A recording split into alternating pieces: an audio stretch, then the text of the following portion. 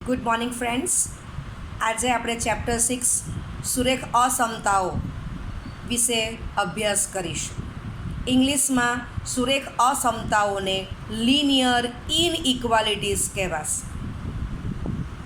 ધારો કે કોઈક સંખ્યા small A belongs to capital R, એટલે કે સ્મોલ એ વાસ્તવિક સંખ્યા છે, તો with double implication a equal to 0 or a is not equal to 0, with double implication a equal to 0 or a is greater than 0 or a is less than 0.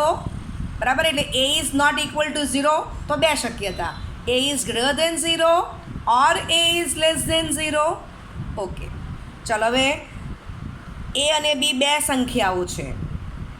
a અને b એ બંને વાસ્તવિક સંખ્યા છે, તો a comma b belongs to capital R છે. જો આમ આપ્યું હોય તો પણ એમ કહેવાય કે a equal to b comma a greater than b comma a less than b. બરાબર, અને આપણને એવું આપ્યું હોય કે a equal to b, a greater than b, a less than b, તો એના પરથી શું લખી શકાય? a comma b belongs to capital R. બરાબર, તો આ બંને વાક્યને કમ્બાઈન કરીને સંકેતમાં લખવું હોય તો શું લખી શકાય? a equal to b, a greater than b comma a less than b, with double implication a comma b belongs to capital R. ચાલો ત્રીજો મુદ્દો, a less than b comma a greater than b comma a less or equal to b comma a is greater or equal to b ને સુરેખ અસમતાઓ કહે છે. ચોથો મુદ્દો, એક ચલમાં તથા બે ચલમાં સુરેખ અસમતાઓનો અભ્યાસ આપણે આ પ્રકરણમાં કરીશું. પાંચમું, ગણિત, વિજ્ઞાન, આંકડાશાસ્ત્રમાં મહત્તમ અને ન્યૂનતમ ના પ્રશ્નો બ્રેકેટમાં ઇષ્ટ કિંમતના પ્રશ્નો, અર્થશાસ્ત્ર, મનોવિજ્ઞાન વગેરેનો અભ્યાસ કરવામાં અસમતાઓ ઉપયોગી છે. ચાલો હવે આપણે એક એક્ઝામ્પલ લઈએ. તો રવિ 200 રૂપિયા લઈને ચોખા ખરીદવા બજારમાં જાય છે. ચોખા 1 કિલોના પેકેટમાં ઉપલબ્ધ છે. 1 કિલો ચોખાના પેકેટની કિંમત 30 રૂપિયા છે. હવે જો x એ રવિએ ખરીદેલા ચોખાના પેકેટની સંખ્યા દર્શાવે છે, તો તેણે ખર્ચ કરેલી કુલ રકમ 30 રૂપિયા થાય. ચાલો, જ્યાં x belongs to capital N. બરાબર, x શું છે? રવિએ ખરીદેલા ચોખાના પેકેટની સંખ્યા, એટલે પેકેટ આપણે પૂર્ણાંક સંખ્યા લેવાની છે. બરાબર, અડધું પેકેટ, પોણું પેકેટ એવું નથી લેવાનું, એટલે x belongs to capital N. ચાલો, એટલે શું લખાશે? 30x લેસ ધેન 200 જે અસમતા દર્શાવે છે. ચાલો, હવે 30 ગ્રેટર દેન 0 છે, તો બંને બાજુ આપણે ભાગાકાર કરી દઈએ. ઓકે, ચાલો હવે 30 ગ્રેટર દેન 0 પર ભાગાકાર કરવાથી અસમતા બદલાતી નથી, માટે x લેસ ધેન 20/3. ચાલો બીજું એક એક્ઝામ્પલ લઈશું. રેશમા પાસે 120 રૂપિયા છે. એમાંથી તે કેટલાક રજિસ્ટર અને પેન ખરીદવા માંગે છે. પ્રત્યેક રજિસ્ટરની કિંમત 40 રૂપિયા અને પ્રત્યેક પેનની કિંમત 20 રૂપિયા છે. આ પરિસ્થિતિમાં રેશમાએ ખરીદેલ રજિસ્ટરની સંખ્યા x અને પેનની સંખ્યા y હોય તો તેના દ્વારા ખર્ચ થયેલ કુલ રકમ 40x વત્તા 20y રૂપિયા થાય. માટે 40x વત્તા 20y less or equal two 120. ચાલો હવે લેસ ઓર ઇક્વલ ટુ, તો less than or equal, that is 40x વત્તા 20y લેસ ધેન 120 એ અસમતા છે, અને 40x વત્તા 20y ઇઝ ઇક્વલ ટુ 120 એ સમીકરણ છે. ચાલો, ચુસ્ત અસમતાઓ, strict inequalities. A not equal to 0 belongs to capital R and B belongs to capital R.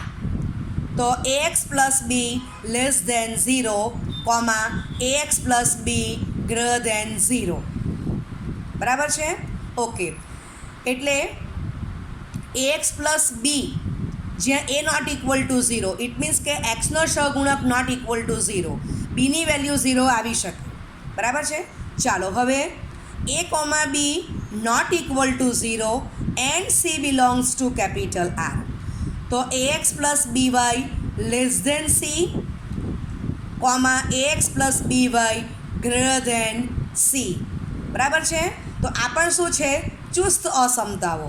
તો અહીંયા આપણે દીકરાઓ શું કર્યું છે કે બે ચલ લીધા, એક્સ અને Y.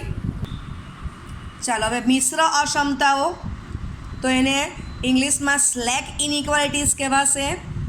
ax plus B less or equal to 0, ax plus B is greater or equal to 0, જ્યાં a is not equal to 0. તો અહીંયા લેસ ઓર ઇક્વલ બે સાથે આવે છે. બરાબર? ચાલો, હવે બે ચલ એક્સ અને વાય હોય તો ax plus B Y less or equal to C, ax plus B Y is greater or equal to C, જ્યાં a, b not equal to 0, c belongs to capital R. તો આ પણ મિશ્ર અસમતાઓ થઈ. અહીંયા આપણે ચલ એક્સ અને વાય બે લીધેલા છે. ચાલો, સુરેખ અસમતાઓ, લિનિયર ઇનઇક્વાલિટીઝ. તો ax plus B less than 0, ax plus B greater than 0, ax plus B less or equal to 0, ax plus B is greater or equal to 0, જ્યાં a is not equal to 0. બરાબર છે? તો આ બધાને, આ ચારે ચારને શું કહેવાય છે? સુરેખ અસમતાઓ. બરાબર છે? સુરેખ એટલે જે તમારો ચલ છે એ ચલ, અહીંયા કોણ છે? એક્સ. તો એક્સની ઘાતાંક એક જ છે. બરાબર છે? ઓકે, આગળ ax plus B Y less than C, ax plus B Y is greater than C, ax plus by is less or equal to c, ax plus by is greater or equal to c. a not equal to 0, b not equal to 0 and belongs to capital R. કારણ કે ચલ x અને Y છે તો એનો સહગુણક કોણ છે? a અને b. એની કિંમત 0 પોસિબલ નથી. બરાબર છે? એન્ડ c બિલોંગ્સ તો આપણું કેપિટલ આર છે જ, cની કિંમત 0 આવી શકે, અથવા કોઈ પણ વાસ્તવિક સંખ્યા. તો આ શું છે? જે બે ચલ એક્સ અને વાયમાં સુરેખ અસમતાઓ છે. Okay, ax² plus bx plus c is less or equal to 0, ax² plus bx plus c is greater than 0, જ્યાં a is not equal to 0, જે ચલ એક્સની દ્વિઘાત અસમતાઓ છે, પરંતુ સુરેખ અસમતાઓ નથી. બરાબર? ચાલો, ax², તો x² નો સહગુણક a પોતે નોટ ઇક્વલ ટુ 0 છે, તો એક્સની હાઈએસ્ટ ઘાત 2 છે, એટલે આપણે દ્વિઘાત અસમતા કીધી. બરાબર? કારણ કે અસમતા કેમ કીધી? લેસ ઓર ઇક્વલ ટુ 0 છે. ઓકે, સુરેખ અસમતામાં આપણે શું શીખી ગયા કે ચલ તમારો એક્સ હોય તો એક્સની મહત્તમ ઘાતાંક 1 જ જોઈએ. બરાબર છે? ઓકે, ચાલો વિદ્યાર્થી મિત્રો, આપણે હવે આ પ્રકરણમાં ફક્ત એક ચલ અને બે ચલની સુરેખ અસમતાઓનો જ અભ્યાસ કરીશું. દ્વિઘાત અસમતાઓનો અભ્યાસ કરવાનો નથી. ઓકે, ચાલો હવે એક એક્ઝામ્પલ લઉં છું કે 30x લેસ દેન 200. એક્સ એ ચોખાના પેકેટની સંખ્યા દર્શાવે છે. આપણે આગળ જે એક્ઝામ્પલ જોઈ ગયા તે જ, પણ જ્યાં X belongs to capital N યોગ સિંગલટન સેટ 0. ચાલો, 30 ગ્રેટર દેન 0, તો બંને બાજુ 30એ ભાગાકાર કર્યો તો સાદરૂપ આપણે શું આવ્યું? એક્સ ઇઝ લેસ દેન 20/3, માટે x is less then 6n/2/3. બરાબર? અને એક્સ બિલોંગ્સ ટુ કોણ છે? કેપિટલ એન યોગ સિંગલટન સેટ 0. ઓકે, માટે આપણે એક્સની કિંમત કેવી લેવાની? 6 કે 6 કરતાં નાની. તો એક્સની કિંમત કઈ થશે? તો 0, 1, 2, 3, 4, 5 and 6 because x belongs to capital N. યોગ સિંગલટન સેટ 0.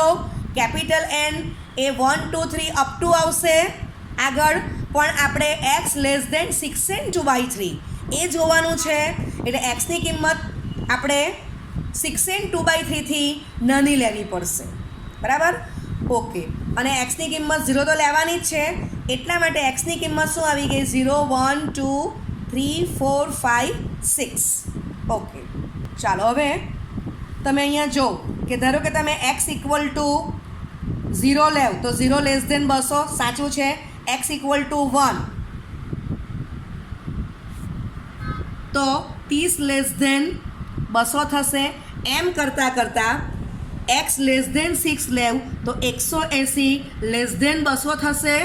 ઓકે, હવે તમે x ઇક્વલ ટુ 7 લેવા જાઓ તો 30 × 7 110 થશે, બરાબર છે? લેસ દેન 200 એ અસત્ય છે, એટલે પણ ખબર પડે કે x ઇક્વલ ટુ 7 નહીં લેવાશે અને એના પછીની એક પણ સંખ્યા લેવાશે નહીં.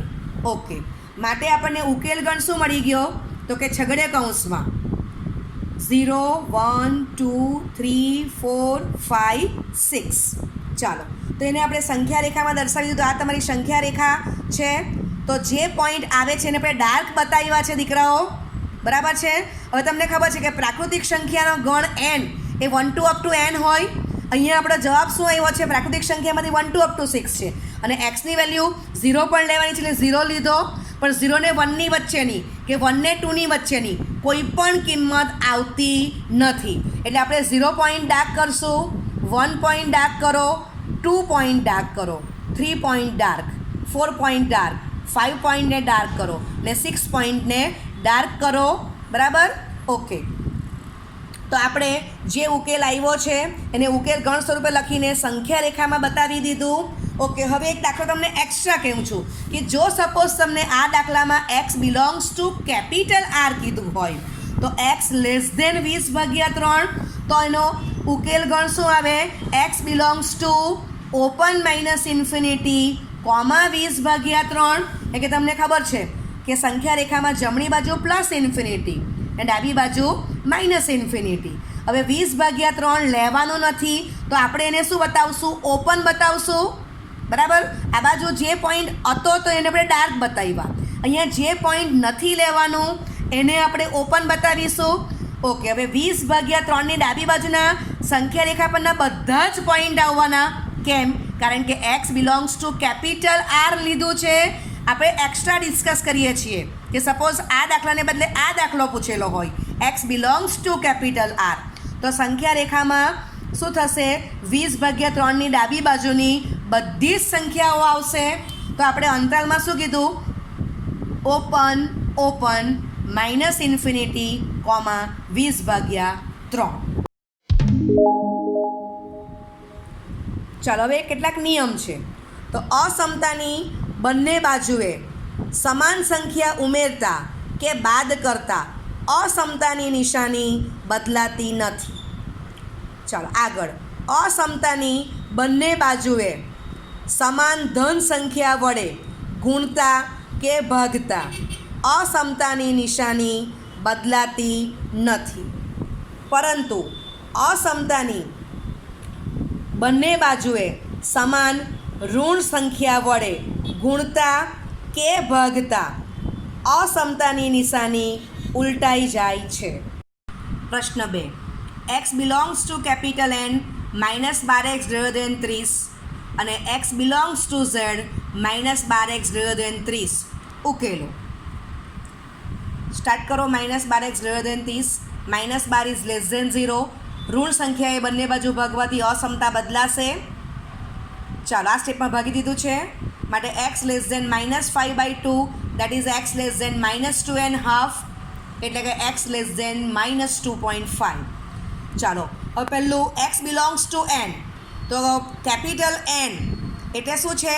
પ્રાકૃતિક સંખ્યાઓનો ગણ, માત્ર ધન પૂર્ણાંક આવશે, ઋણ પૂર્ણાંક નથી આવતા, માટે ઉકેલ 5 થશે. બીજું x બિલોંગ્સ ટુ z, તો ઉકેલ થશે x is equal to minus infinity dot dot -3.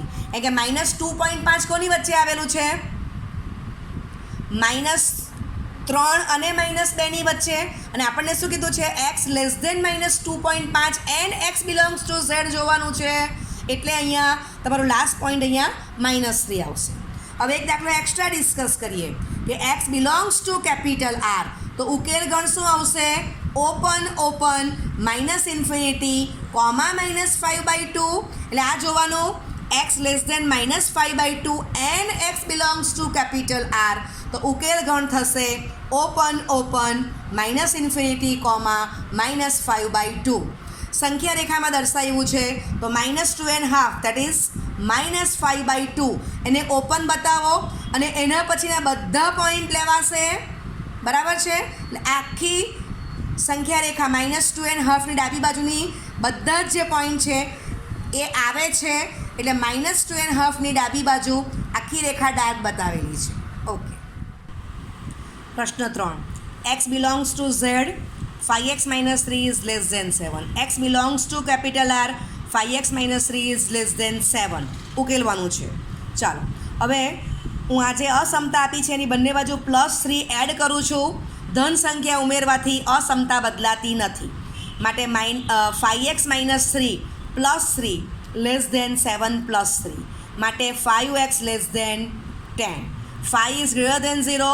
અસમતાની બંને બાજુ 5 ઇઝ ગ્રેટર દેન 0 વડે ભાગવાથી અસમતાનું ચિહ્ન બદલાતું નથી, માટે 5x/5 લેસ દેન 10/5, માટે x લેસ દેન 2. ચાલો હવે x બિલોંગ્સ ટુ z, તો x is equal to dot dot -1 0 1 આવશે. અને x બિલોંગ્સ ટુ R, તો x belongs to open open minus infinity comma 2. એક દાખલો એક્સ્ટ્રા ડિસ્કસ કરીએ કે x belongs to capital N આપેલું હોય તો xની માત્ર એક જ કિંમત આવશે, x ઇઝ ઇક્વલ ટુ 1. ચાલો હવે પ્રશ્ન 4. x belongs to z, 3x + 8 is greater દેન 2.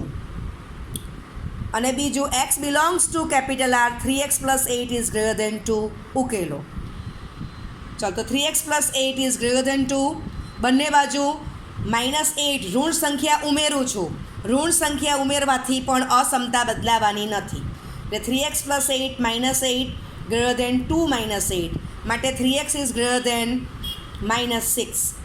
ચાલો હવે 3 ઇઝ ગ્રેટર દેન 0, તો 3 વડે અસમતાની બંને બાજુ ભાગાકાર કરો તો પણ અસમતાનું ચિહ્ન બદલાવાનું નથી, માટે 3x/3 ઇઝ ગ્રેટર દેન -6/3, માટે x ઇઝ ગ્રેટર દેન -2.